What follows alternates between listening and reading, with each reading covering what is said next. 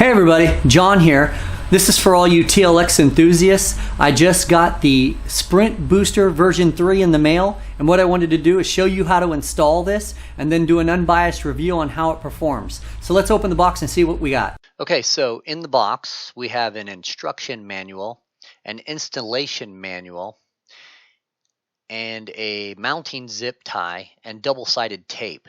Neatly packed is the control knob and then the adapter, and it looks like they gave us another mounting bag. So that's all that comes in the box. Okay, looking under the dash, we see that the gas plate does not actually have to come off. The connection is really just above it, but it's pretty tight in there and there's not much room to maneuver. Take a flathead screwdriver and pop off the top of the connector. I apologize for the terrible footage here. The only way I could pull this off was to hold a GoPro in my mouth while I was attempting this with one hand. Now that you have it disconnected, pull it out over the top of the other connections and pull it out as much as possible, which is really just about an inch more than it probably was before this. Now you can clearly see that the end facing you is the female end, so you know which side of your connector needs to go into that. Before you install your adapter, attach the control switch. It will be nearly impossible to see that little connector upside down once you have your connector installed, so do it outside of the car.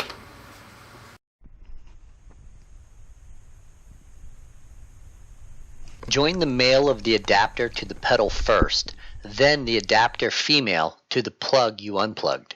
Orientation is pretty easy to figure out, and once you do, you can join them together. I pulled this off with one hand. After you ensure everything is snug, just simply tuck it into the rest of the wires. Then you can route your cable up to your dash to wherever you intend to mount the control piece. So I don't have the wire running up my center console near my radio, I mounted it under and across the dash up the left side where everything could be easily tucked in. I then peeled off the double-sided tape and attached it to the left side of my dash next to the steering wheel.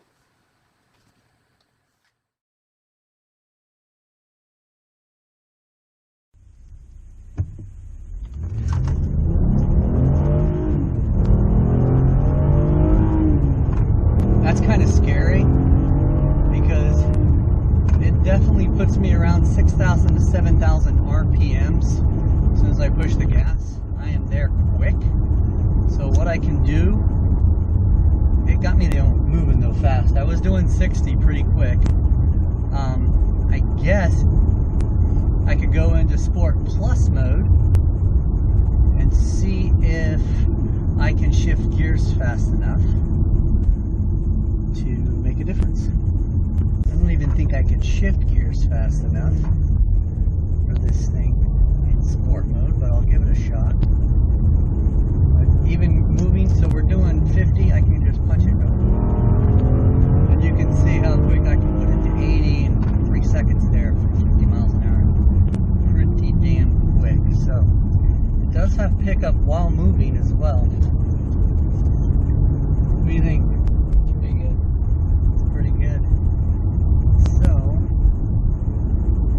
I can even shift fast enough in sport mode to keep up with.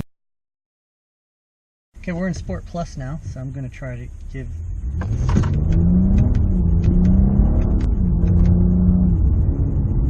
Oh, it's so much slower. I had already clicked out this.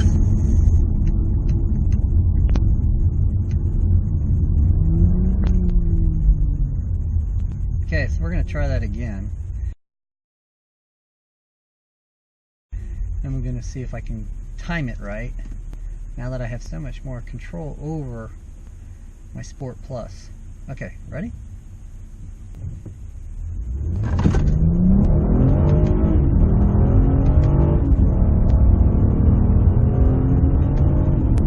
Oh yeah, I like sport with it.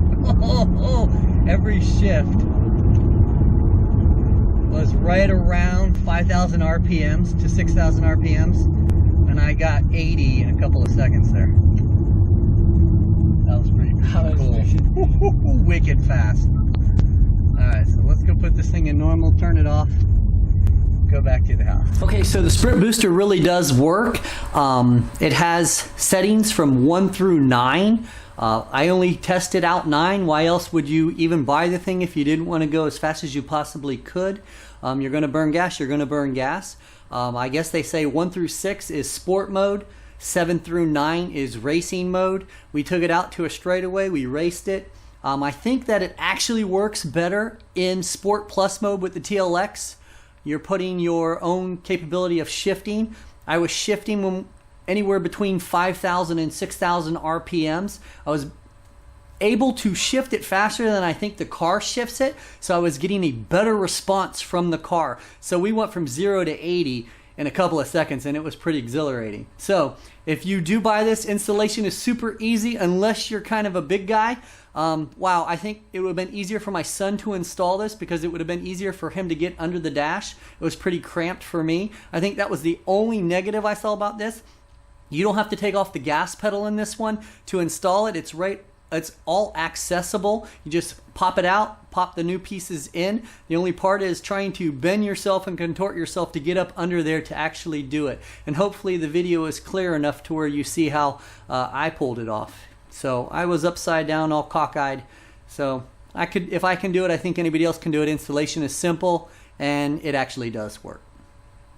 So thanks for watching. Don't forget to hit that subscribe button.